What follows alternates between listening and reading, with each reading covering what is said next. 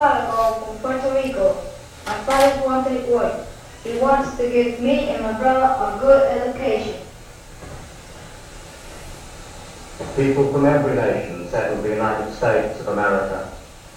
The 8 million who live in New York City today are the descendants of original settlers or newcomers from all the corners of the earth.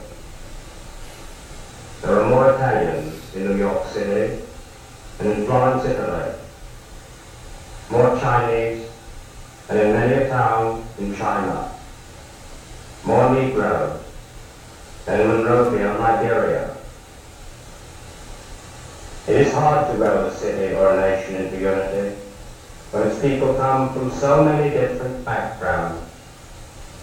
Every nation has its own customs, habits, dress, manners, language. These create differences that are barriers to easy understanding. People settle in close communities of their own racial, religious, or national group and tend to continue their own mode of life. To realize the great American goal, democracy, each citizen must wipe out his ignorance and his vanity in thinking himself better because of color, religion, or money. He must recognize that it is only what a man is that counts. All mankind, white or black, yellow or red, loves and suffers, hopes, dreams, and creates in the same human way.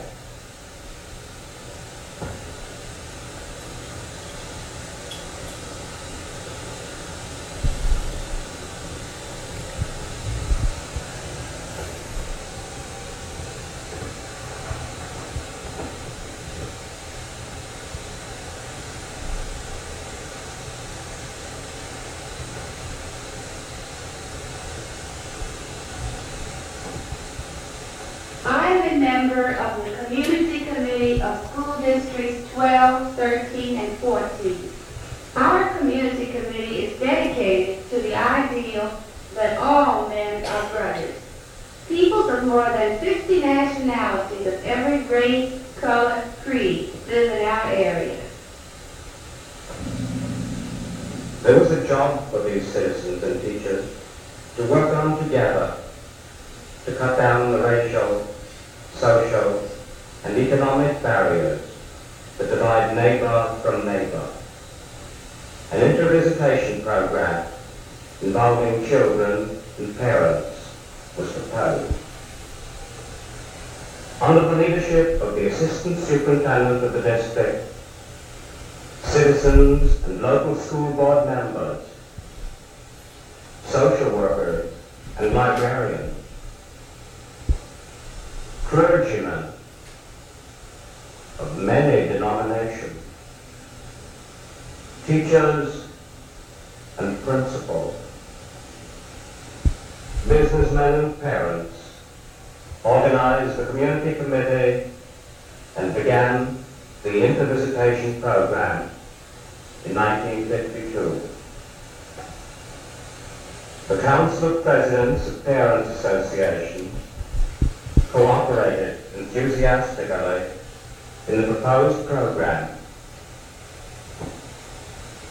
The presidents of the Parents Associations of the 30 schools in our area undertook to bring together socially people of the varied racial and national backgrounds.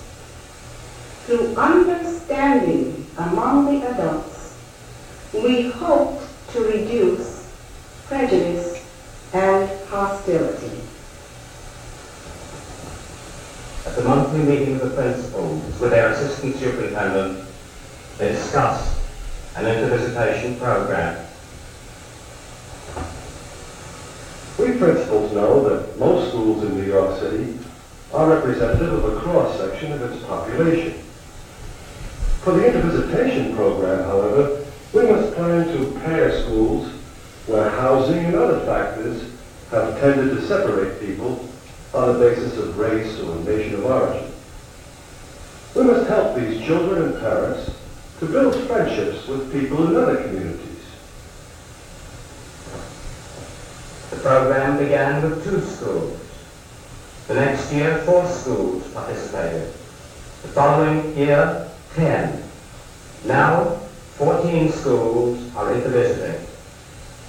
In every case, a school in a predominantly white neighborhood was paired with a school in a predominantly Negro area. All was not smooth at first, when in each school, principals and parents met to discuss the project. I believe everyone is all right, but what about the social implications of all this mixing children together? Why should I make my child believe that he is going to be accepted when I know that when he grows up he's going to be hurt? I might as well spare his feelings by letting him live with his own now and help him later not to be hurt too much. In each set of paired schools, Well, the pair we'll stop there. You get the idea. There are counter movements that are unleashed by the war that have to do with transformation of how people live together as in the various ethno-racial or ethno-national communities. The government, Roosevelt creates a Fair Employment Opportunities and Practices Commission. Truman integrates the military over the opposition of the generals and the admirals.